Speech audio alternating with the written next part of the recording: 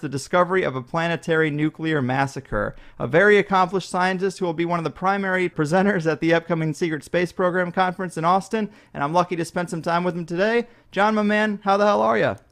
Oh, I'm just great, Greg. Just great. Yeah, this is a real pleasure, man. We spend a lot of time speculating about the past and space and, of course, Mars. But before we really get into it, maybe you can do a little more justice to your background than my intro did so people can really get an understanding of how your resume has contributed to your discoveries about Mars past. Oh, sure. Well, I always wanted to be a physicist. My uncle, Will Surrey, was a physicist, and he worked on the Manhattan Project during World War II. So I was very much inspired by him and by the rest of my family. So I actually went to school, got my undergraduate degree in physics, and then I went to graduate school at Lawrence Livermore National Lab outside of San Francisco Bay Area. And there I worked on controlled nuclear fusion. We're trying to find a cleaner, safer form of nuclear power.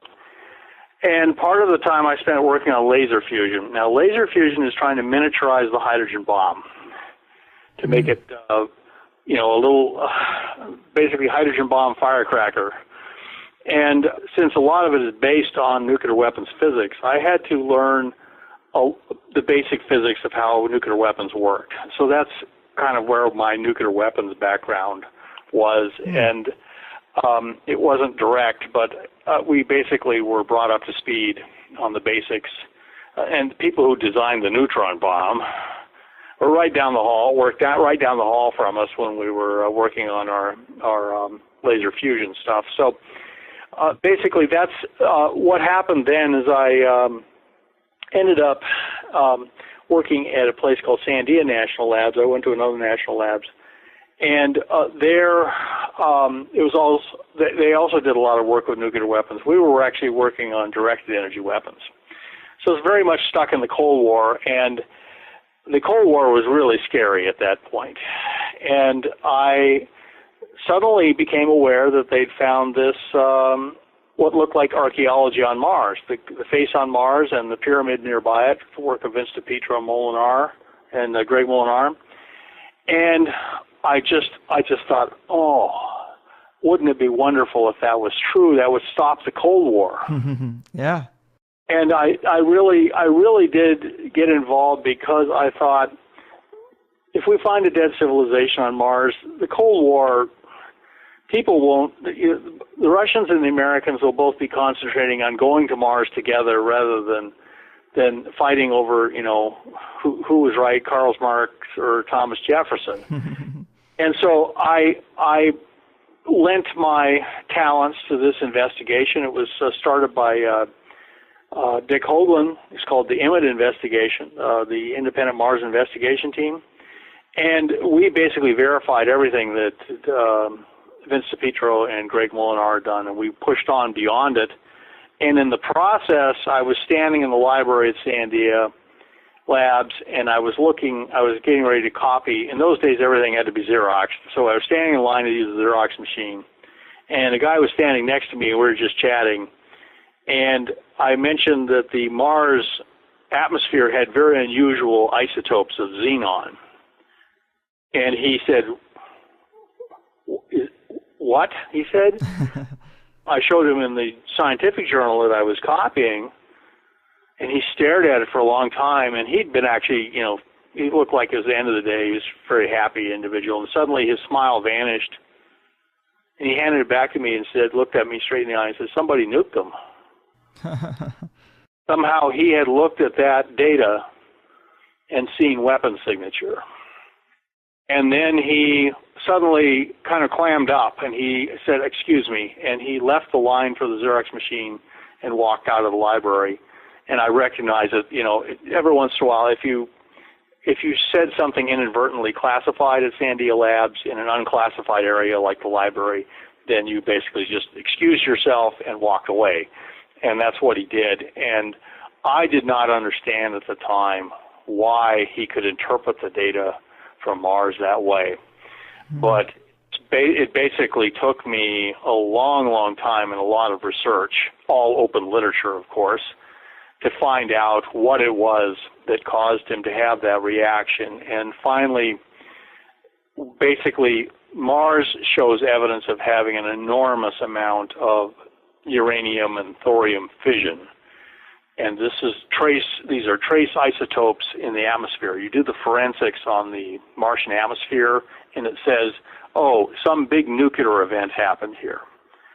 So at first, I thought perhaps it was a natural nuclear reactor. On Earth, we actually had natural nuclear reactors in uranium deposits, and they ran like an ordinary nuclear reactor. They would use water to slow down the neutrons, and then they would become reactive, and then they would overheat, drive all the water out, the reaction would shut down.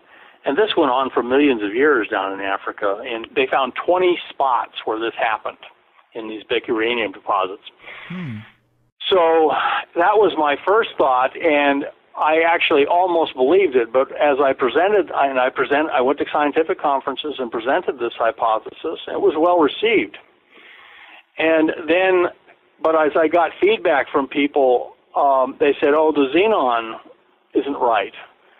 And then I did some more research, and I found out, no, the pattern of xenon isotopes is like a fingerprint in the Martian atmosphere is weapon signature.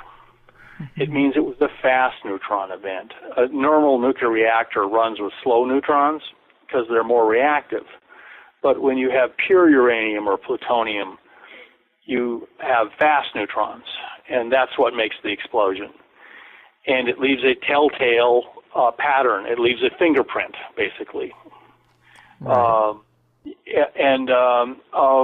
what kind of reaction occurred. And Mars atmosphere bears the results of a massive fast neutron event, which has to have been a weapon. There is no natural process that can create this.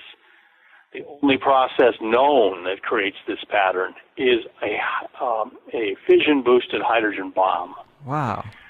By the way, hydrogen bombs, they're triggered by an atomic bomb.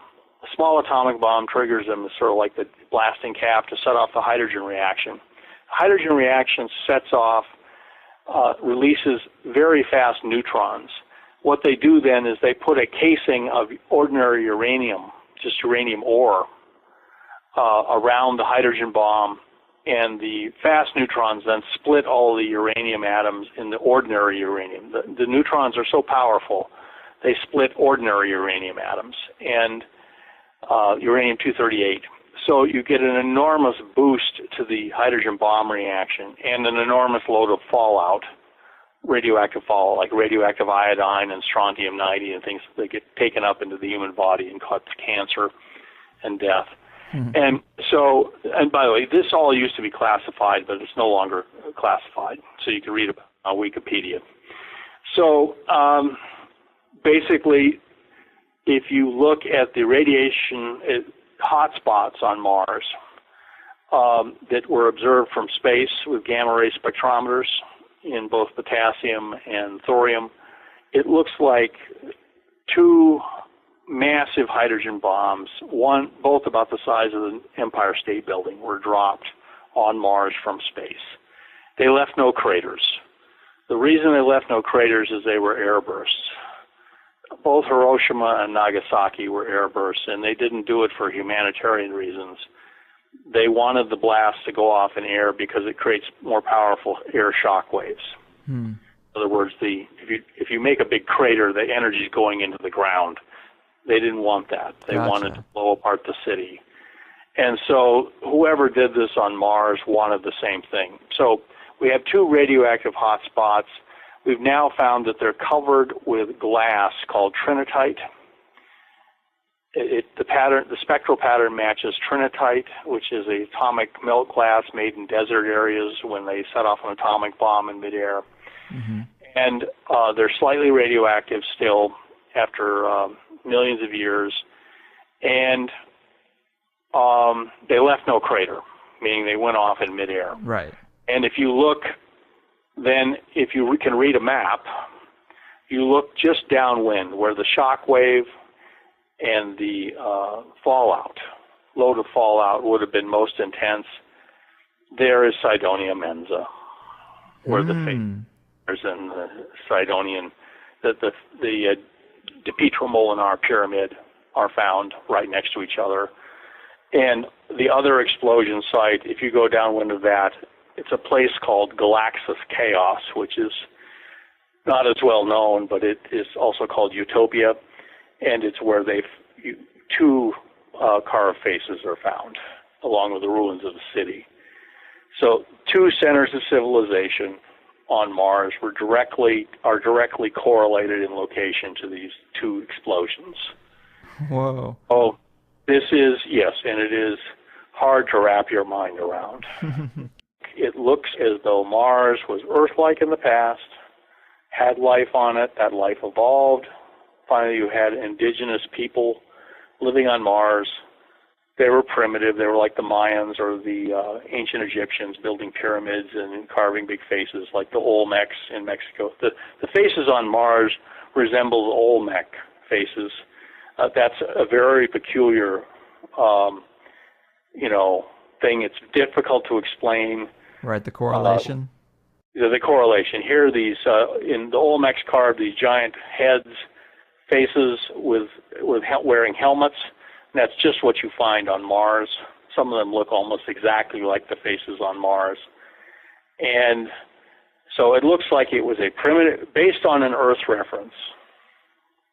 And I've been criticized for using everything based on an Earth reference, but it's the only reference we have. Right. It looks like a primitive civilization, and then it looks like somebody spacefaring came along, discovered them, and annihilated Mars with two massive nuclear weapons. It blew the whole atmosphere off of Mars and made Mars as it is today from being a much more Earth-like planet in the past.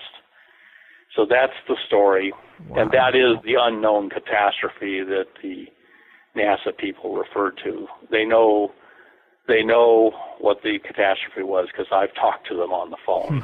And let's talk about that a little bit, this unknown catastrophe, because we just got lucky, and we were talking a little bit before we started recording, that just in the past 48 hours, apparently they've come out and said that there's been the discovery of liquid water on Mars, and I guess some other things have come with it. Tell us about that a little bit.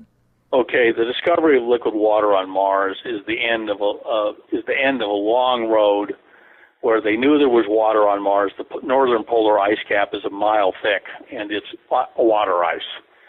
The southern cap is more dry ice, but the northern cap is where the ocean, there used to be an ocean on Mars. There's all sorts of old dried up river channels on Mars. Mars used to be an Earth-like planet with lots of water. And then something happened to Mars. I believe we know what happened now. Right. But there is a remnant of life on Mars, apparently. In fact, it's releasing methane into the Martian atmosphere. Life on Mars is basically firing flares in order to be found. But what they found now is that parts of the Martian surface where there's exposed layers in craters, the craters blow a hole in the Martian surface and exposes the sediments. Mm-hmm. They're what are called water seeps. Water tables. There's a water table on Mars dating from when it used to be Earth-like. And during the summer months, the water oozes out of these layers and settles into the bottom of the crater. And they were watching these dark streaks caused by this water seeping out. And then it would happen during the summer. In the winter, it would all dry up. It would freeze, and then all the water would dry up and be lost to space. And then during the summer, it would thaw, and you have the seeping of water. And what is really fascinating, Mars is covered with a substance called ammonium perchlorate, which is rocket fuel. Huh. It's a very exotic chemical, normally only found in fireworks or rockets, military rockets, or NASA rockets. It carries a lot of oxygen in it.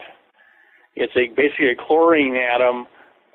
Perchlorate, it's a sodium, it's like salt, only it's got 4 oxygens stuffed on it. And those oxygens want to come off and just yield regular salt, table salt. So So it appears that Mars, not only does Mars have liquid water, there's something living in it, and its waste product is ammonium, is sodium perchlorate. Wow. It is basically excreting sodium perchlorate as a way to get rid of the plant life on Mars. Can't breathe in the Martian air, so what it does is it takes water and carbon dioxide and makes sugar, but instead of breathing the oxygen out, it jams the oxygen onto this salt molecule and makes it into a sodium perchlorate, and then basically excretes it. So we have bacteria on Mars that makes rocket fuel. Yeah, and we have other bacteria apparently that eats it. Wow. Now this is so radically different than science fiction movie. Yeah. Oh yeah. So we have a bacteria that makes rocket fuel on Mars, and I'll tell you something really peculiar. It's a case of science fiction being prescient. This was in a movie. The movie The Martian is about to come out. Right. There was an earlier movie about an astronaut being stranded on Mars. It was a very good movie called Robinson Crusoe on Mars. And there the astronaut is saved by the fact that he can cook the rocks and make oxygen out of the rocks. And as it turns out, that's true. Wow. I love when movies jive with real life like that. Oh, there are a lot of aspects of that movie that are turned out to be true. One of the things they found is the aurora on Mars covers the entire planet all the way down to the surface. When Mars gets an aurora, and they have that in the movie. This guy is first night on Mars. He's freezing.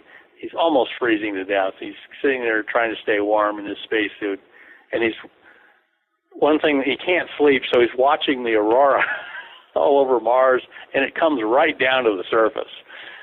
Man. So, but then he finds oxygen in the rocks, and that saves him. That enables him to live on Mars. And so he cooks rocks every day to get oxygen and pumps it into a tank so he can walk around with this tank and breathe out of it. Wow. But it turns out, truth is stranger than fiction.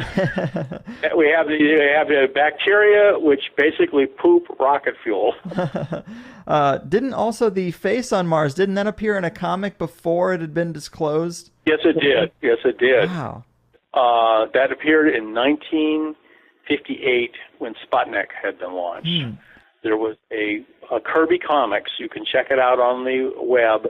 Kirby Comics, Face on Mars, had a story. And the story is quite poignant. The astronauts find a big giant face on Mars, and they go investigate inside it, and they find inside the story of the death of Mars. Mars was destroyed by another alien species. Man, so very poignant. It is very poignant. And it turns out, once again, that science fiction was prophetic. That is I may have even read that comic book, when I was young. Wow. So let me ask you, the strangeness to the life there that we're finding, do you think that could be a mutation from this attack, or is that natural to Mars's environment? Well, the sodium perchlorate is a very rare chemical in nature. The only place they find it on Earth is in a desert region of Chile called the Atacama Desert. It's the driest place on Earth. It's very Martian looking. And apparently they find the perchlorate mixed with salt, sodium chloride, and nitrate, like saltpeter. There's natural saltpeter deposits there. And mixed with the saltpeter is regular salt, and also small amounts of this perchlorate, and they speculate that it's made by bacteria there. Life is very strange on Earth. Every place, by the way, we find liquid water on Earth, even 8 miles underground, where you think it'd be too hot for any life to survive. There's water in that far down, and it's got bacteria in it.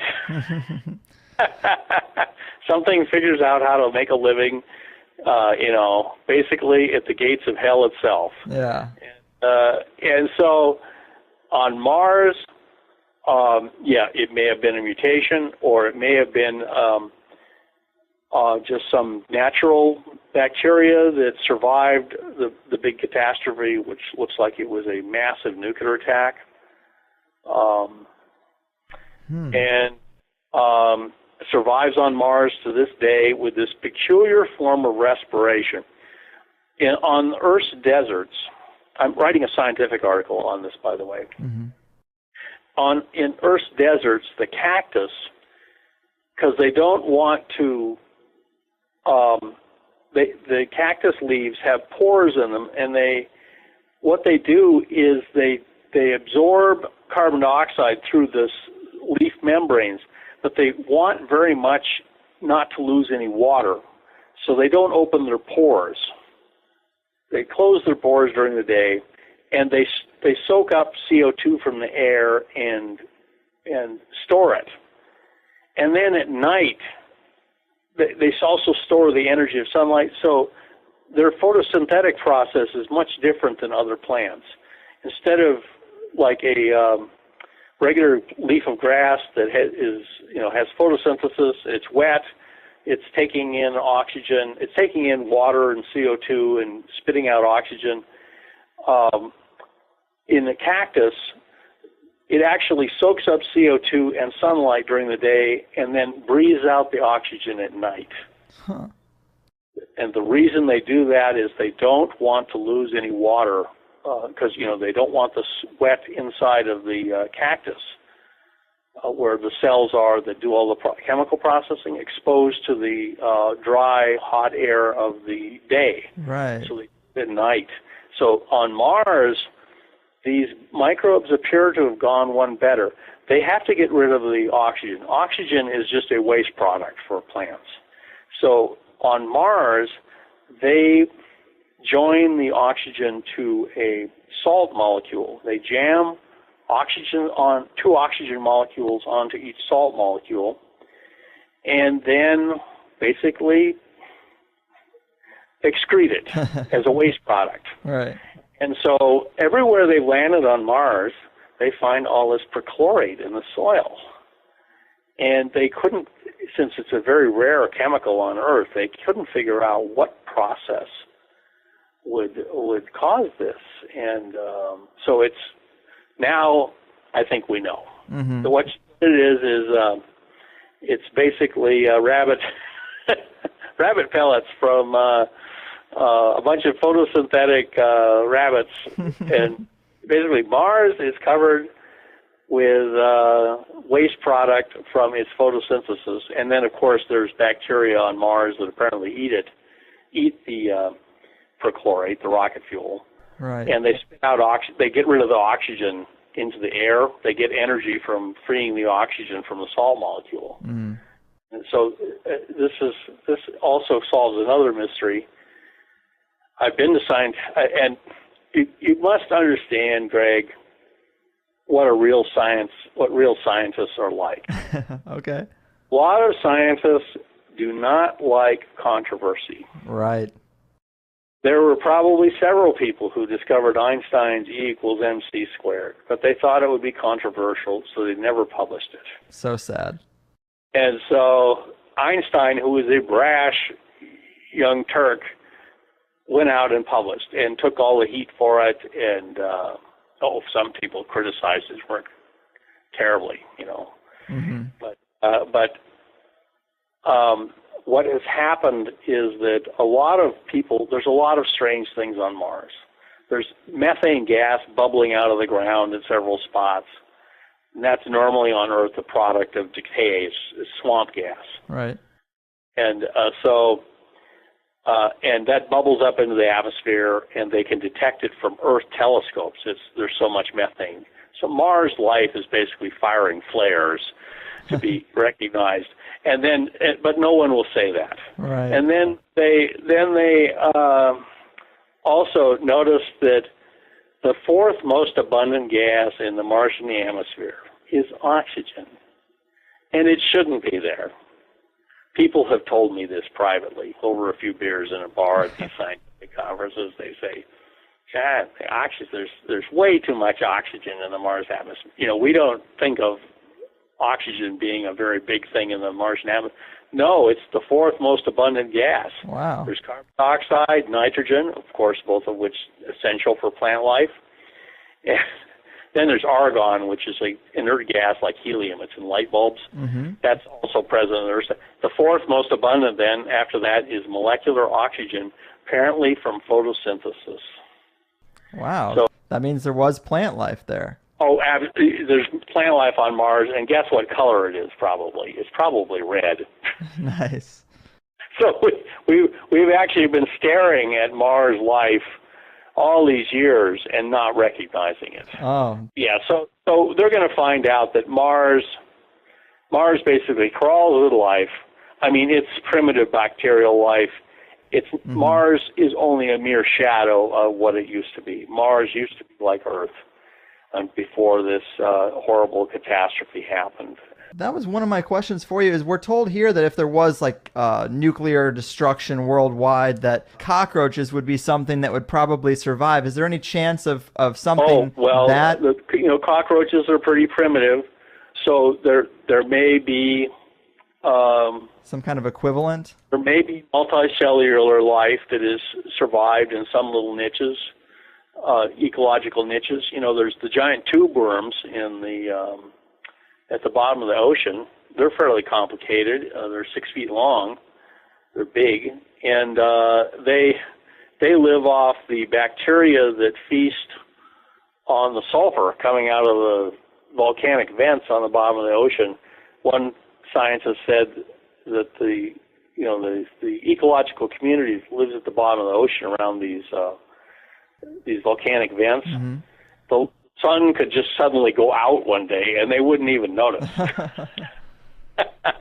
They would just keep right on doing what they're doing, and it's a crazy lifestyle. I mean, the giant tube worms live 6 inches from water that's hot enough to boil them. Since it's under such high pressure at the bottom of the ocean, the water doesn't boil. It can be many, many hundreds of degrees hot, and yet not boil. So the tube worms live right next to these vents in the cooler water. And life finds a way. Life, absolutely, and apparently life has found a way on Mars. Oh, you'll love this also. You think, why would any bacteria choose sodium perchlorate? It seems like but it's easy to make because you've got salt on Mars. The ocean on Mars was salty, so there's a lot of salt, sodium chloride in the oceanic clay. So apparently, not only does this stuff store oxygen really well, it's easy to make with materials on Mars.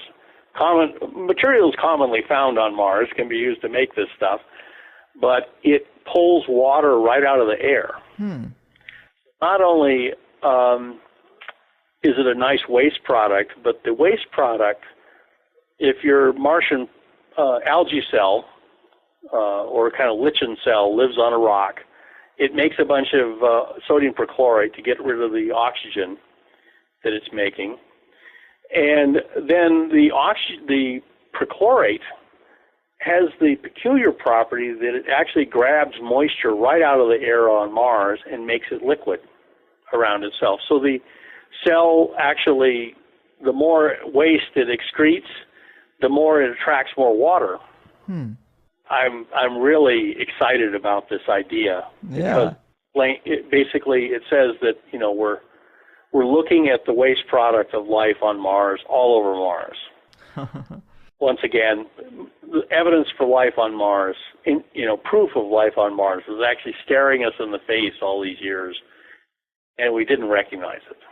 Yeah, man, this is so interesting. I want to get back to the bomb a little bit, or the two bombs, apparently. Sure. Yeah. Xenon 129, I guess, is what we're talking about. Apparently 129 and 132 are also they're in some type of ratio in most celestial objects, but in Mars, the 129 is way too dominant. Did we see that same kind of thing That's right. happen on Earth after we dropped the atom bomb? That's right. We see that on Earth.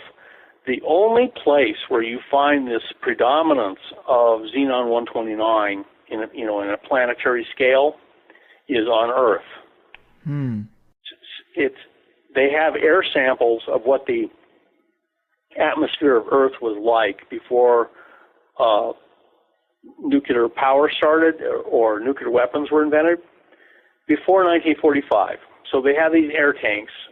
They would just go out and collect a bunch of air, compress it into a tank, like a scuba tank, and keep it. And then later, they'd take out some of the air and look at the xenon in it, the xenon pattern of xenon isotopes. And the xenon 129 and xenon 132 are the two most abundant, and they're twin peaks.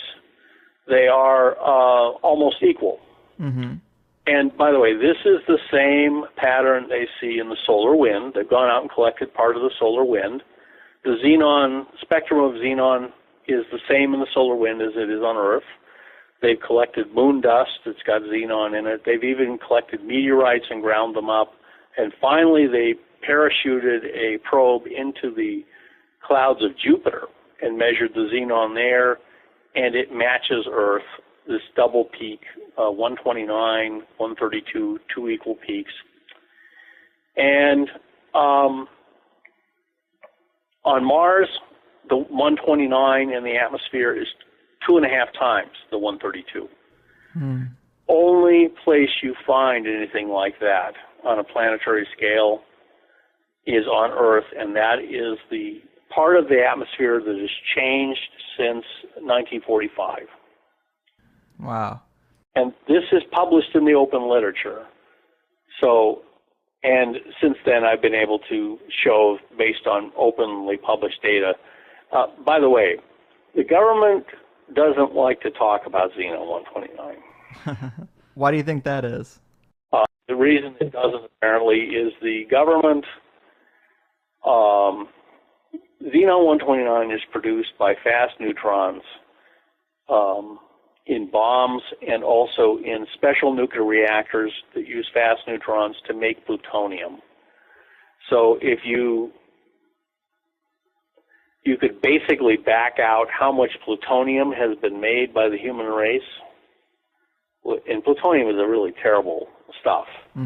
It makes atomic bombs. It's also incredibly toxic. And so the human race has set off a lot of atomic nuclear weapons, and that makes a lot of xenon 129. It's also made a lot of plutonium. Right. The government apparently doesn't like to talk about the xenon 129 in the atmosphere, even though they published, the fact that it has changed since 1945, simply because people could figure out how much plutonium is out there. Right. So it's part of what's called the atmospheric monitoring program. They monitor the air, like in the Pacific and Europe, to see if anyone's testing nuclear weapons secretly. So they don't want to talk about it. Gotcha. But fortunately there's enough data in the open literature that you can figure it out very easily. That the xenon 129 is due to fast neutron reactions in bombs. And so it's weapon signature. And that's why the person at Sandia Labs reacted the way it is. And by the way, I talked to some retired nuclear weapons experts, and I've shown them this, and they say, yeah, that's just what it looks like. Wow. So I was able to confirm that with, they unfortunately can't be quoted publicly, but Right. So piece by piece, the scientific puzzle is put together, and it's pretty grim. When I first reached the inescapable conclusion that Mars had been targeted with nuclear weapons rather than like natural nuclear reactors or something, I found myself having nuclear war nightmares like I'd had when I was a kid, and starting to get depressed. Yeah. So I turned around and wrote a book called Cosmic Jesus to kind of meditate on cosmic good rather than cosmic evil. Right. And that's basically one of the problems for the government is a lot of people in this country are very religious. Yeah. And fundamentalist Christians just have basically an allergy to discussions of extraterrestrial life. They don't think it's in the Bible. But I showed that in the book Cosmic Jesus that extraterrestrial life and intelligence is very much implied by the Bible. Yeah, it definitely is. When you read it in the Greek, in fact, it's obvious that God is talking about life and intelligence on other planets. When you read the New Testament in the Greek rather than people think that the Bible, fundamentalists believe that the Bible was dictated in Shakespearean English, but to King James. Mm-hmm. No. Right. They filtered that out when they translated it. And the word for world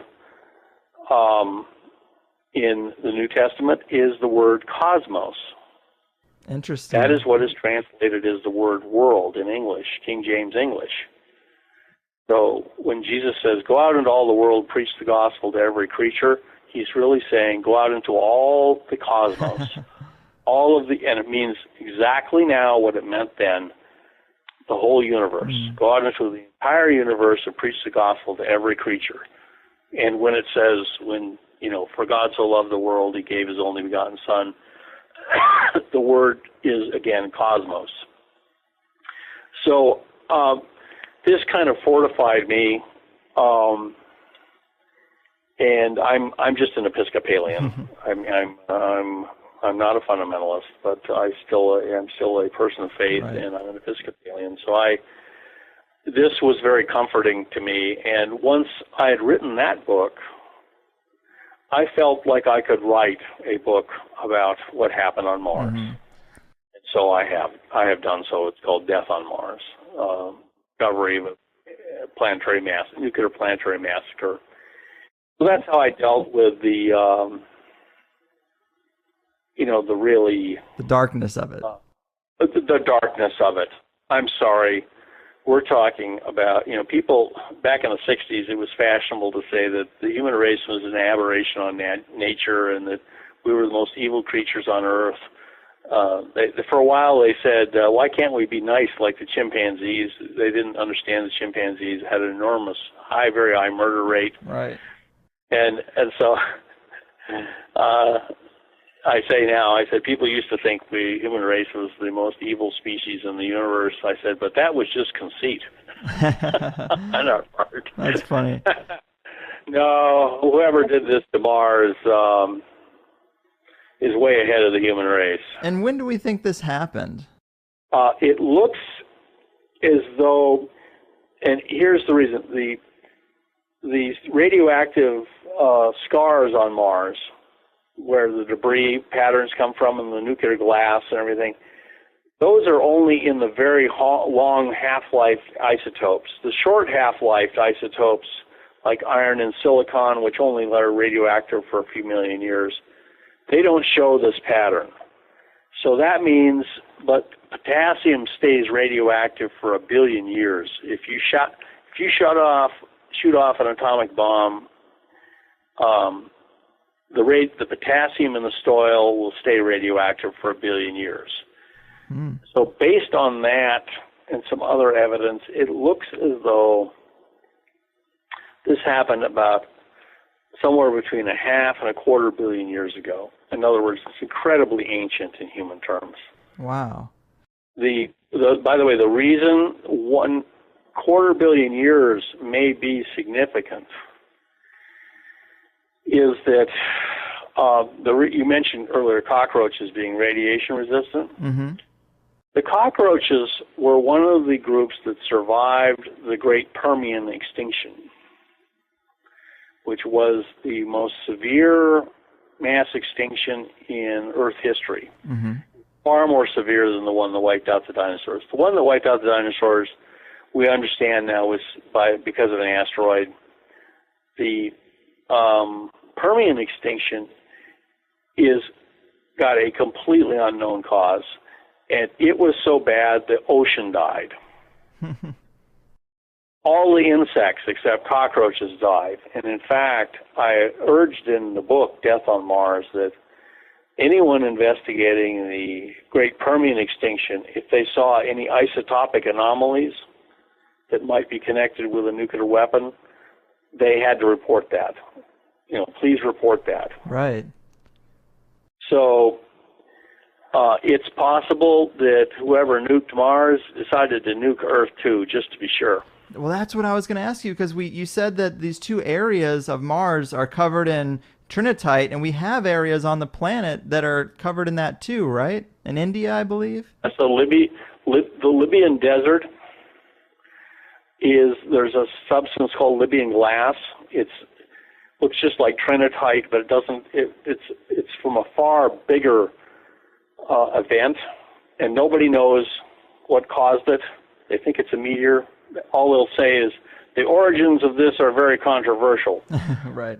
And for a lot of scientists who are basically a mild-mannered group in general, they don't want to get involved in anything controversial.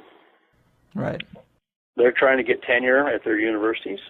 And the way you get tenure is you don't do controversial things. Right. And so you basically spend your career carefully avoiding conflict, and if you can. And so it's there's a big mystery on Earth that may be connected to this, but that's pretty scary. Right. So a lot of people don't like to talk about that part, but I think we're going to have to. Of course, the big message of the book Death on Mars is that now that we have found what appears to this, we have to go to Mars. Right. And by the way, the discovery of liquid water on Mars not only means that there's almost certainly life on Mars right now, but it also means that supporting human life on Mars is now 2 or 3 times easier. Mm-hmm. We don't have to bring all our water with us. Water's heavy. We can land on Mars, and there's plenty of water there for us. Yeah. All we have to do is get the bacterial waste products out of it. Right. The rockets, strain out the rocket fuel. We can even use it for rockets. Yeah, Mars grows rocket fuel. So another question for you. You mentioned that the civilizations on Mars seem like they were primitive or Bronze Age at a time. Right. How do we know that this was an outsider bombing them and not some ancient war on the planet in a more civilized time? That's a very good question, and one of my colleagues has said to me that, John, your insistence that this is a primitive civilization blown up by somebody else rather than blowing themselves up, your insistence that this is a primitive civilization sounds like famous last words. And I will freely admit, I don't know what level of civilization they had. My interpretation that it was primitive is based on an Earth reference, that people who carved this kind of built these big monuments, carved these big faces, on Earth, they were primitive, Bronze Age kind of people. But we're applying rules that apply on Earth to another planet, so it could easily be that they had an advanced civilization and that we simply are misinterpreting it. Yeah, or it could be just a rogue ship out there that had some high technology that wanted to test it out. Said, screw it, let's hit these 2 planets. Well, man, that pretty much does it for us. Fascinating ideas, compelling evidence. The discovery of liquid water on Mars